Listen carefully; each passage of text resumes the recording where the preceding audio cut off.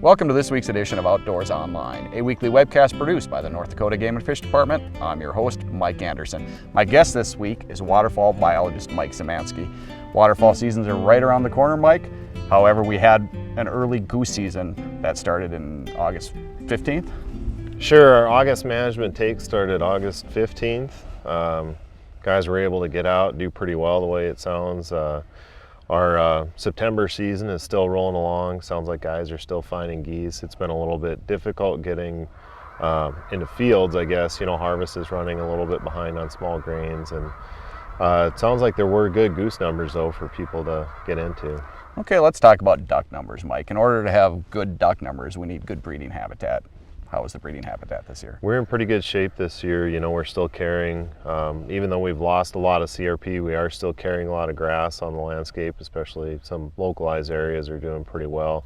Our wetland conditions were very good this year in most of the state, especially the southern part of the state. We had a lot of good water to start with, and then a lot of consistent water throughout the breeding season that really helped. Going back into late May, early June, we continued to have rain. So even those areas that started off the year in May that were, you know, fair to good, they actually improved a little bit during the duck nesting and brood rearing months. So it was really beneficial. We had really good production throughout most of the state.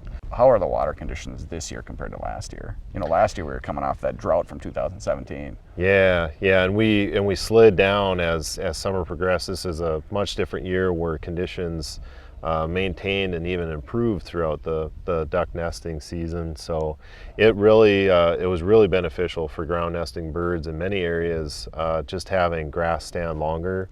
It was such a moist year in general that guys were having a lot of trouble getting out into haying. So haying was running 6 weeks behind in many areas, and you can see it in production of ground nesting birds overall. We have a lot of late nesting species of ducks that we've got exceptional production on this year. We're still producing ducks as we speak, which is very abnormal to see young mallard broods this time of year. It's not something that happens too often. So it's a lot of things coming together that are very good. It's having good wetland and grass habitat to start, but then also the extremely wet conditions in some of these areas that have allowed these birds to keep trying with nesting attempts that they normally wouldn't have had opportunities to do in a typical year. Okay, let's move into how our numbers going to be for the season here. It should be pretty good. You know, it's always better when we have good local production. It's a little bit more of a sure thing for us.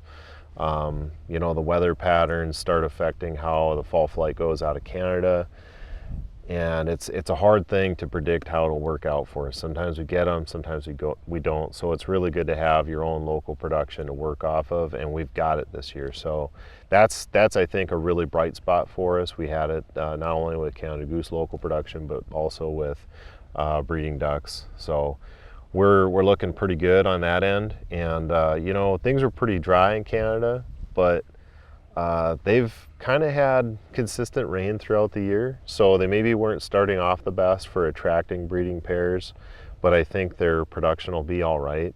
It's not something we're gonna, you know, really lean on hard to make or break our hunting season, but I think it'll be all right, and hunters will see some birds coming down too. Okay, let's talk about waterfowl regulations. Any changes this year? Our big one is we've got the reduction in the pintail bag limit going from 2 to 1. So that's something people are going to really need to look out for.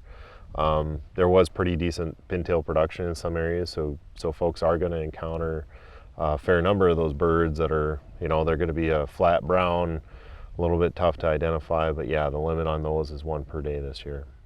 Mike, any other regulation changes this year? Yeah, we've also got a new opportunity that came into play this year. It was something that was formally not allowed by the federal government. It is part of the federal frameworks now, where we can go in and allow 2 extra days for veterans and active military to participate in a special hunt opportunity for them.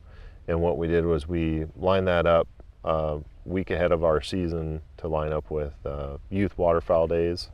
So it'll be the 14th and 15th. All of the same regular season waterfowl regulations apply to that.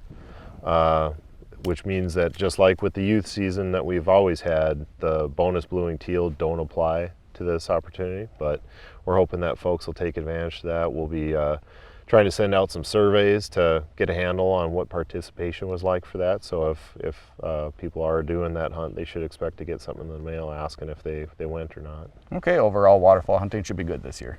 Yeah, outlook looks pretty good for us. Thanks, Mike. Thank you, Mike. For more information on all waterfowl regulations in North Dakota, visit the Game and Fish Department's website at gf.nd.gov. For waterfowl biologist Mike Szymanski and the rest of the staff here at the Game and Fish Department, thanks for joining us for this week's Outdoors Online. We'll see you again next week.